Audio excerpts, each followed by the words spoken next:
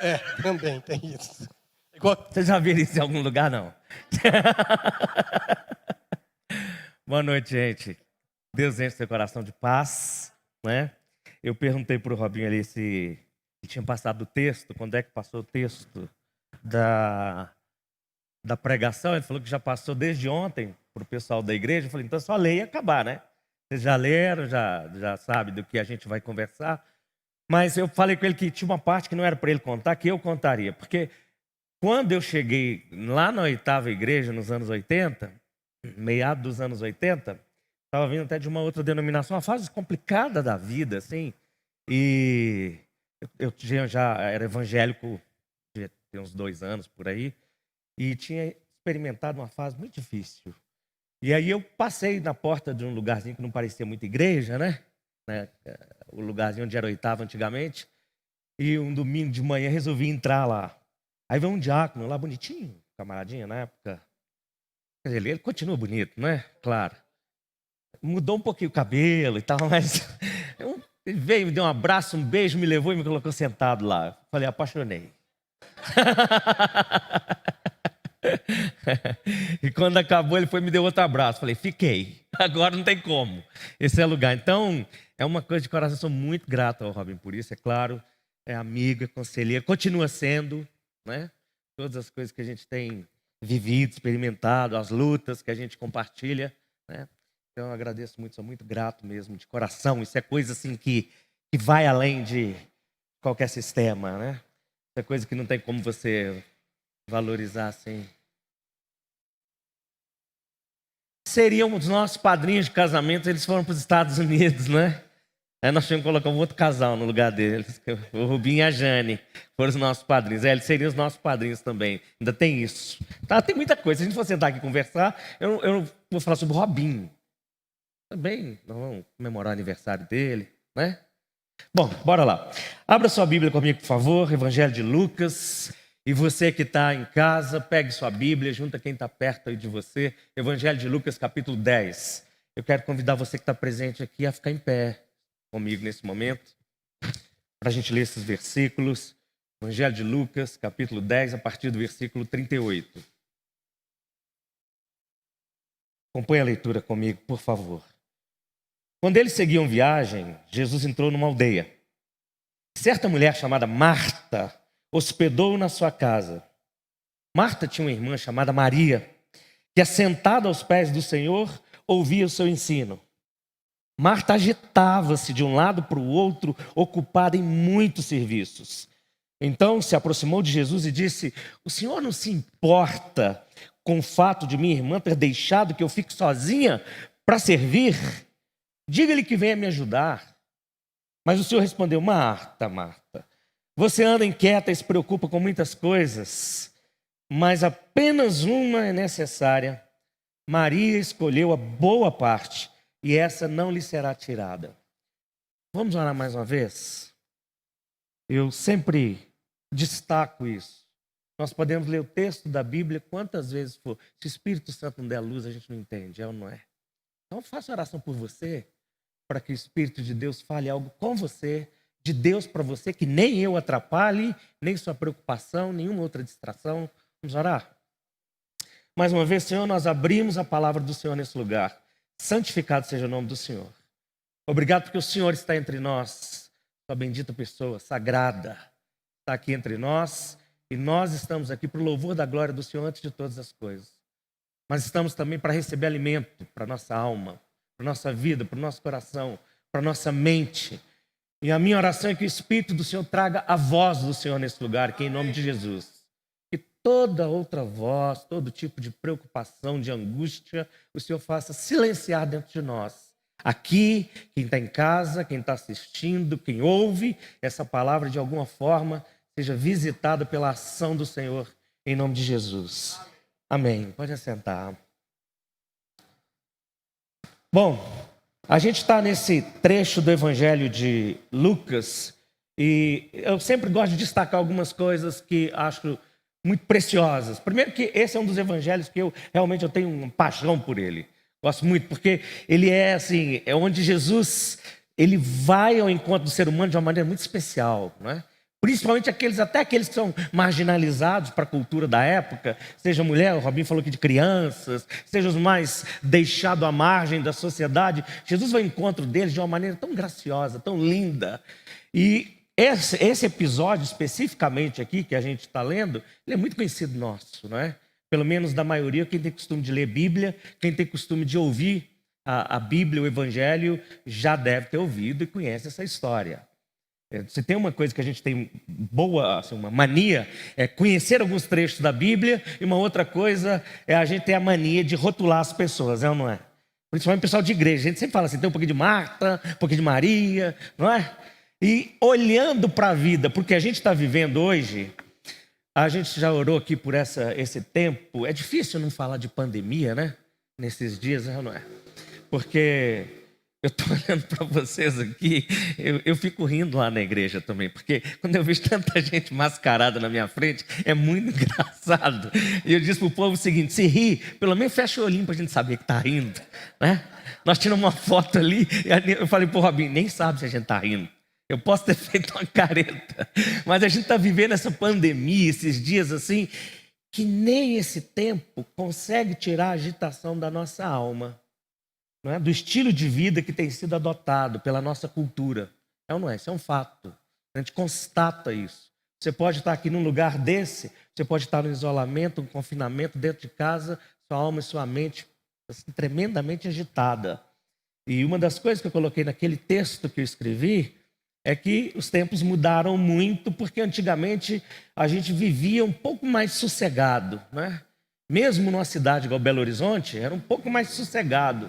E hoje a gente não consegue ter mais esse sossego. Né? Hoje, nem no domingo, é dia que agita. Na verdade, se o domingo a gente descansava, hoje a gente fica agitado com o que vem. E eu estava até comentando isso com o pessoal da igreja. A sensação que dá é que de semana a semana a gente fica aguardando os noticiários para saber como vai reagir para a vida na semana seguinte. É ou não é? A gente está assim, à mercê de informações. E esse negócio tem trazido para a gente, não é de agora, isso vem antes da pandemia, há muito tempo, vem trazendo um estilo de vida que não deixa a gente ficar sossegado. E a gente acaba não tendo paz, não sendo gente de tranquilidade. E essa é uma das questões que, quando eu olho para o Evangelho, me preocupa, ainda mais lendo o Evangelho de Lucas, assim, me preocupa, porque vivendo uma cultura do meio que a gente vive, e essa agitação, essa preocupação, tudo isso que vai aí possuindo a cultura, quem vai chegar e ser o povo de paz? Quem é o pessoal que vai chegar e falar, calma? Onde é que estão os sábios dessa sociedade? Quer dizer, se a gente olhar para a palavra de Deus, e eu estou falando a princípio da palavra de Deus que a gente crê, a sabedoria tinha que vir a partir do povo de Deus, não é? É o povo em quem Deus habita. Deus está no meio desse povo. Esse é o povo que tem o Espírito de Cristo, o Espírito de Jesus. Então, esse é o povo para ser o povo da calma, da tranquilidade, da paz. É ou não é? E a gente parece que a gente não consegue conviver muito com isso, mesmo no meio cristão, evangélico, porque a gente é o tempo todo também motivado a correr, a disputar, a fazer um punhado de coisas, a ter atividades o tempo todo, porque a gente tem que ser empurrado quase que mecanicamente, quase que no corpo, né? Para a gente sobreviver. E a gente deixa de viver o que é a essência da nossa existência, que é Deus. A gente deixa de experimentar o que é a essência. Isso aqui só pode acontecer e só pode ser bom porque Deus está aqui, ou não é? Isso aqui só pode ser importante para nós, para quem está em casa, para quem está assistindo, porque Deus está nesse lugar, porque o nome dele é invocado, porque a presença dele está aqui e está lá. Está com quem invoca ele. Agora, quantas vezes a gente para dar essa atenção para Deus? Nós vivemos num tempo de muito pouca atenção. Aliás, uma das coisas mais disputadas hoje é a atenção. Hoje tem curso para atenção. Não é à toa que você vai ter que experimentar algumas coisas sobre mindfulness, para aprender a concentrar. Ou você vai ter que aprender um pouco sobre um curso aí de flow, para aprender a ter mais ação organizada, né? Para ver se foca, literalmente se flui. Porque isso é um negócio da nossa sociedade. Porque a gente não consegue. Quando a gente está conversando hoje, A gente conversa assim, neurocientistas já falam isso. O que acontece hoje é, a gente conversa e o outro está preparando a resposta. Ele não está te ouvindo, ele está preparando a resposta. E se for, e nós temos um mecanismo aqui tecnológico, como do celular, que faz isso com a gente também. Quando você recebe a mensagem, você devolve a resposta. Mas quando tem alguém digitando, você já viu como é que o dedinho fica assim? Aí você sai e volta, não é um negócio que a gente faz assim, é uma tensão, né? Está digitando, vai falar ou não vai falar? Quem fala agora? Aí não tem espera, não tem escuta. Bom, gente, eu quero compartilhar com vocês aí essa expressão, a riqueza da expressão desse texto, que eu peguei do latim, que é unum necessarium, ou a gente encurta ela como unum necessarium, que é essa palavra que Jesus deu para Marta. Falou, só uma coisa é necessária. Só uma coisa é necessária. Foi a lição de Jesus para Marta, a partir da experiência com Maria, e que eu acho que cabe profundamente na nossa cultura e nos nossos dias, nesse tempo de agora. Então vamos reviver um pouquinho disso aqui, e nesses minutos que a gente tem, e pensar um pouco nesse texto que é conhecido. O que a gente leu? Jesus chega com os discípulos e ele é hospedado na casa de Marta e Maria. Bom, segundo a palavra de Deus, a gente vê depois em outros textos, aqui em Lucas mesmo, você vê antes, vê depois, e João também, como Jesus tinha uma afinidade com a família, como ele gostava daquela casa, lugar que ele se sentia bem, acolhido. Lugar que Jesus sentia vontade, lugar de amigo. Coisa boa é a gente ter casa de amigos para ir, que você fica à vontade, é ou não é? E Jesus ficou tão à vontade que, pelo texto bíblico, ele foi ali e levou os discípulos. Então, quando eu coloquei aí que eram pelo menos 13 homens, 13 homens um segredo, 13 homens uma missão. Foi 13 homens visitando a casa de Marta e Maria. E o que acontece naqueles dias ali é que eles podiam chegar, podiam ficar, mas as mulheres não podiam ficar junto deles de jeito nenhum. E elas ficavam lá fazendo a comida, fazendo as outras coisas. E tinha o cômodo específico, tinha onde ficava a despensa, tinha onde preparava comida, mas dava vista para a sala dos visitantes. Então a atenção era à distância. E não era para parar de fazer as coisas. Então o que a gente vê? Marta está no normal da vida. Quem está no anormal é Maria. Porque Maria rompe uma coisa ali, que alguns comentaristas falam, é uma linha invisível que transpõe barreiras. Ela transpõe uma barreira cultural. Por quê? Porque ela vai para o meio deles, ela se assenta aos pés de Jesus para ouvir Jesus. Tem importância. Aquele que entrou na casa dela tem importância central. É diferenciado de todas as coisas por causa da presença dele. E aí a gente vê o relato de Maria de Marta como inquieta, preocupada e agitada. Deixa eu repetir isso para vocês. Inquieta, agitada e preocupada. E eu vou repetir mais uma vez. Inquieta, agitada e preocupada. Talvez alguns de vocês aí, algumas ou alguns devem estar pensando assim, está falando de mim. Né? Inquieta, agitado e preocupado. Aliás, acaba logo domingo à noite, porque eu tenho algumas preocupações. E Marta estava exatamente desse jeito. Então, ela olha e vê Maria sentada, lá no meio dos convidados, e ouvindo Jesus. Agora pensem comigo o seguinte, nunca houve pecado em Jesus, Jesus nunca pecou, o apóstolo diz que nunca saiu uma falsidade ou um engano, Pedro fala isso, da boca de Jesus. Quer dizer que ele era perfeito. É ou não é? Deus. Você imagina o que Maria estava recebendo naquele momento? Ela está sentada. O que ela está bebendo literalmente? E você imagina que ela está preocupada com Marta? Porque Deus é o perfeito. Você não pensa que Maria era perfeita. Não. Maria era mais uma sedenta, mais uma faminta da vida como nós somos. Com todos os seus desafios de existir, de ser humano, ainda mais naquela cultura de ser uma mulher, né? Com todas as suas lutas, com todos os seus desafios, ela está diante de Deus e recebe dele algo. Ela está ali, ela se derrama, ela se devota. E esse é o negócio da devoção que eu acho que a gente tem que trazer à tona para a gente aqui hoje, para esses dias, que é esse acolhimento no necessário. E se você estiver esperando meus 3 pontos, ele não vai sair, não adianta. Não vai dar para sair os 3 pontos. Nós vamos fazer uma homilia aqui em cima desse negócio para você entender que eu acho ele inspirador demais.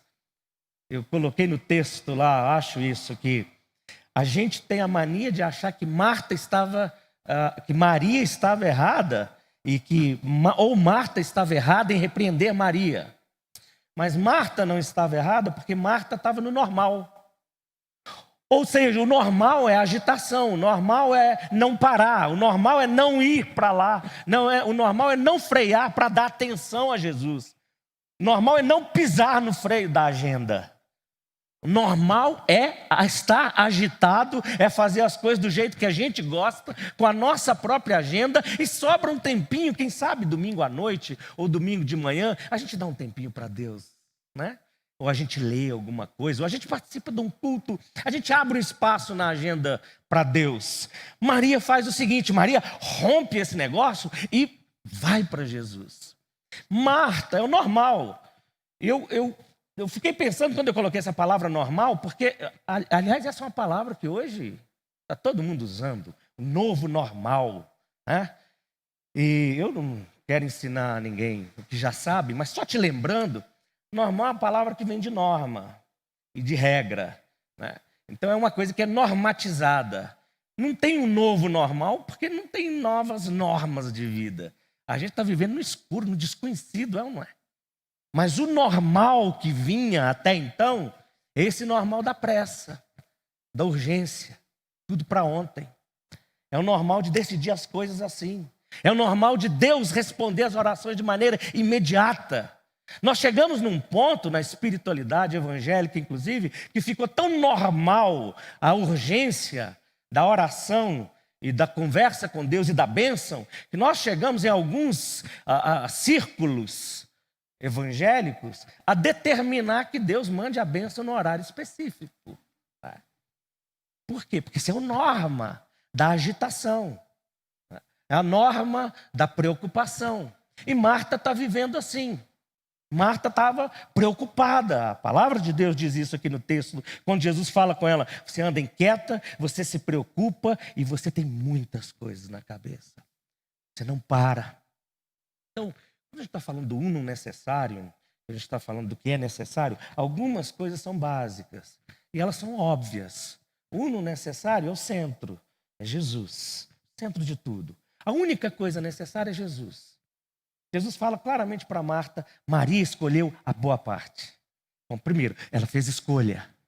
E eu acho importante trazer isso para nós cristãos.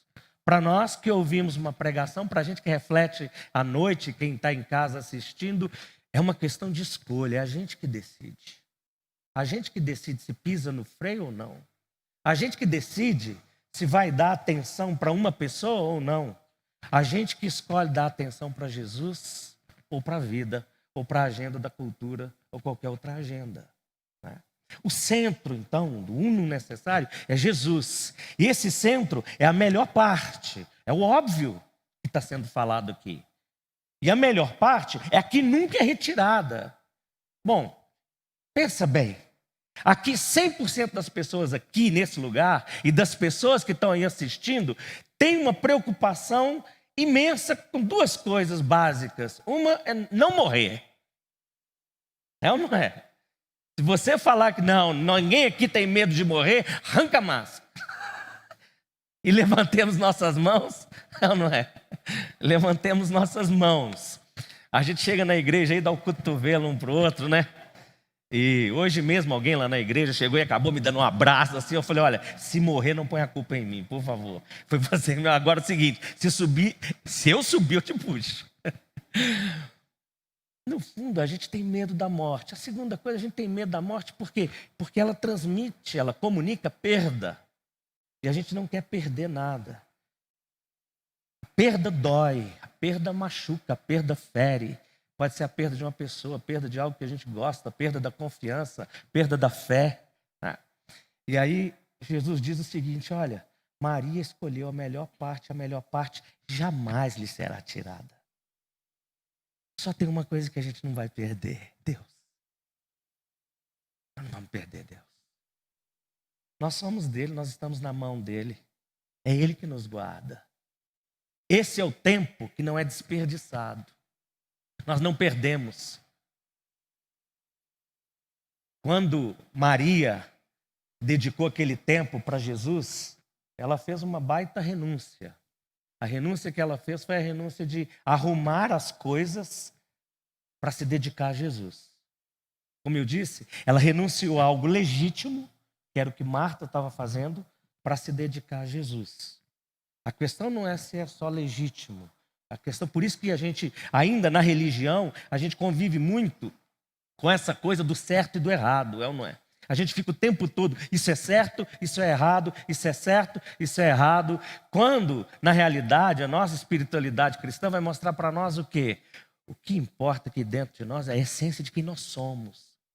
E o que nós fazemos é fruto de quem nós somos. Não adianta a gente tentar trazer as coisas de fora para dentro. Não é um conjunto de lei que vai fazer a gente ser mais santo. É quanto do Espírito de Jesus Cristo invade a nossa vida. Amém? É quanto dele domina em nós. Né? Então ela faz essa renúncia. Agora, nessa renúncia, ela levou lá uns torras, ela não foi bem compreendida por Marta. Marta reclama, porque gente agitada é assim. Gente agitada e que não consegue ver o outro parar com Deus, é assim, né? Vai reclamar porque as coisas não estão do jeito, as coisas não estão saindo, as coisas não estão andando, vamos reclamar da vida, quem sabe a murmuração muda, né? Se eu der uma reclamada, vai que Maria para de receber. Na verdade, ela podia falar o seguinte: não, peraí, senhor, então vamos fazer o seguinte, vamos parar tudo, né? Conta o caso para nós todos e depois a gente come. Mas é óbvio que isso não ia acontecer ali, porque Deus, as lições que o Senhor deixa na palavra dele, é para a gente descobrir exatamente isso. Os desafios vêm no meio da nossa humanidade, vêm no meio do dia a dia. E essas lições ficam para nos mostrar que não é tão óbvio assim a questão da nossa escolha e do direcionamento da nossa atenção para Deus, de receber o melhor. Então Maria, quando ela renuncia, ela ganha muito, porque ela ganha muito de Deus. E aí, falando para nós aqui, a gente está numa cultura que não gosta de parar, que não gosta de prestar atenção e que não sabe o que é contemplação. E por incrível que pareça, esse é um princípio cristão. Faz parte da nossa espiritualidade. Né? Um dos momentos mais contemplativos, inclusive, devia ser o culto. Eu falo isso há muitos anos, eu tenho uma convicção disso. Acho que uma das coisas mais lindas é quando nós estivermos num momento de louvor em que esgotasse palavras todas e a gente saber que Deus está e Ele está. E Ele basta. Porque é o seguinte, gente. Deus é o Todo-Poderoso, Ele é o Rei do Universo. Amém? Você crê nisso? Então, eu não sei se você sabe quantas galáxias existem, quantas estrelas existem, quantos planetas existem, mas nós somos um pingo d'água no oceano aí do universo. E esse Deus olha para a gente e conhece cada detalhe da nossa existência. A hora que esse Deus vem para o nosso meio, para dentro de nós, o mínimo que tinha que acontecer, de fato, é a gente querer explodir. Porque é a experiência de Deus. Nada vai ser mais importante. Nada vai ser mais importante. Se a gente acha que nós vamos ficar aí rindo e dando gritos, eu penso o oposto disso, porque quem viu Deus na palavra de Deus caiu. Qualquer um que ouviu Deus, caiu diante dele. Maria estava lá prostrada, porque essa é a posição. E eu creio que essa é a posição para a qual Deus está nos chamando nesses dias. Quieta, pisa no freio, busca o necessário, busca o mais importante. Deixa que os outros corram. Deixa que os outros corram. Eu li uma frase de um escritor esses dias, eu não vou citar o nome dele porque ele é meio polêmico, ele é um escritor americano aí, mas eu gostei muito da frase que ele disse, porque ele disse o seguinte: olha, para onde você vê a multidão correndo, corra para o lado contrário. Coisa boa não deve ter. Engraçado, não é? coisa boa não deve ter. Você vai falar assim, não é isso não. Bom, leia os evangelhos. Onde as multidões gostaram, geralmente não foram os lugares que Jesus ministrou para valer. Não foram os lugares que Jesus visitou para valer. Pode ser que o único lugar que ele queira visitar para valer seja o cantinho do seu quarto, da sua casa, do seu relacionamento, da nossa vida, do nosso coração. E até hoje, você pode estar na igreja há poucos dias ou há muitos anos, pode ser que ele está fazendo de tudo, como diria uma música lá dos tempos do Robinho, uma música do Roberto Carlos, ele pode estar fazendo de tudo para chamar a sua atenção. Não é? Para chamar a sua atenção. Só me falta ficar nu para chamar a sua atenção. Talvez, o que Deus está fazendo é isso. Será que vocês não entendem que eu estou parando tudo? Porque a pandemia não vence o poder de Deus. Ela não tira Deus do trono. Deus reina. Reina o Senhor e reina para sempre. Deus está falando com a igreja. Deus está chamando a igreja dele. Quem sabe a gente sai agora desse isolamento e a gente vira um povo assim que aprendeu a ouvir, aprendeu a ser mais manso, a amar mais as pessoas, a valorizar mais o outro, a escutar e a transmitir a graça de Deus. Deus faça isso na sua vida e na minha, em nome de Jesus. Esse Espírito que visitou Maria, visite o nosso coração. E que a pessoa diante de quem Maria se prostrou nos leve a prostrar diante dele também. Vamos orar mais uma vez?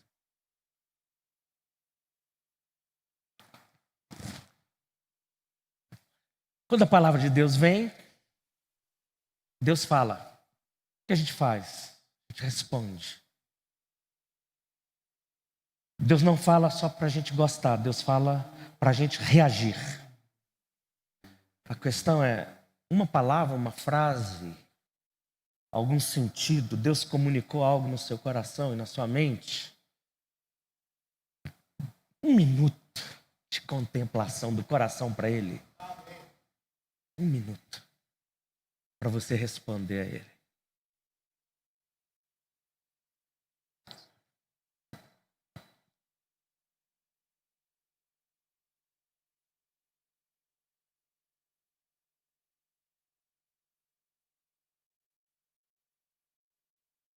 Senhor, nós ouvimos a Tua palavra aqui nesse lugar, de novo nesse lugar que o Senhor tem escolhido vir, se achegar a cada um de nós, nesses dias, em todos os tempos, nessas semanas, nessas noites. E o Senhor colocou na sua agenda esse dia especial, essa noite, para a gente estar aqui mais uma vez. Está na agenda do Senhor. Nós sabemos que o Senhor não desperdiça o tempo do Senhor. E nós sabemos que o tempo do Senhor é bênção para a nossa vida. A atenção do Senhor é cura para a nossa alma. A ação do Senhor é transformação para a nossa existência. E eu oro, vem Espírito Santo, em nome de Jesus. Vem sobre cada pessoa que se abre para o Senhor. Que abre a mente, que abre o coração, que abre a vida. Que disponibiliza a agenda, a conversa, o ouvido, a escuta para o Senhor. Oro para que esses dias sejam dias transformadores na nossa caminhada espiritual, como filhos e filhas do Senhor, como gente que conhece, experimenta o Senhor e vive no mundo em missão, em glorificação do nome do Senhor, para o bem-estar de todas as outras pessoas. Eu oro para que dessa forma o Espírito do Senhor visite a cada pessoa aqui, visite as pessoas que estão em casa agora, que estão assistindo, que refletiram junto com a gente. E eu oro para que o Senhor vá de encontro à necessidade de cada um. A necessidade que o Senhor comunicou nessa noite, que talvez a gente nem tivesse mesmo voltado a atenção para ela. Eu oro para que o Senhor venha, supra, o Senhor nos desperte, o Senhor nos cure, nos livre das preocupações que trazem sufoco na alma, que roubam a nossa fé. As preocupações que nos tiram a alegria, que gera ansiedade, que gera depressão, que gera pânico. Quebra o domínio disso no nosso coração, em nome de Jesus. Na nossa mente, estabelece um espírito de paz e de cura, em nome de Jesus. Amém.